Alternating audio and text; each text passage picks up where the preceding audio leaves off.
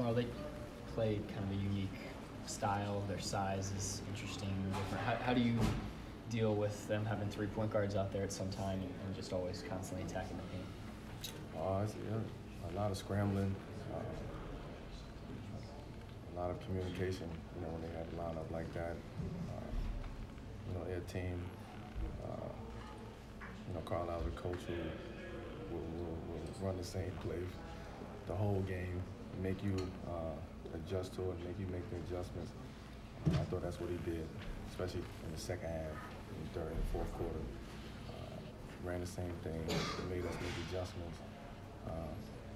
Challenged our communication level tonight, and they won the game. Even in a game where you guys give up 116, is there still some amount of encouragement of how far the offense has come in the last 2 months or so? Yeah, the offense came a long way. It's coming a long way. That's something that I think we figured out. Something we will continue to work on.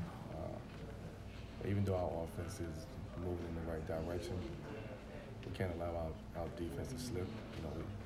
We are one of the top defensive teams in the NBA, so we want to keep that level of intensity out there, that focus.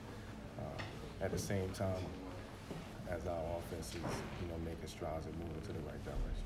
Billy used a similar term. He talked about there being some defensive slippage the last couple of games, and he talked about how the schedule just hasn't allowed for that much practice. How do those mid-season practices allow you to keep the defense fine-tuned? Well, practice period just allow you to just stay sharp, work on some of the things, tighten up some of the things that you need to tighten up. But it's that time of the season where practices are limited.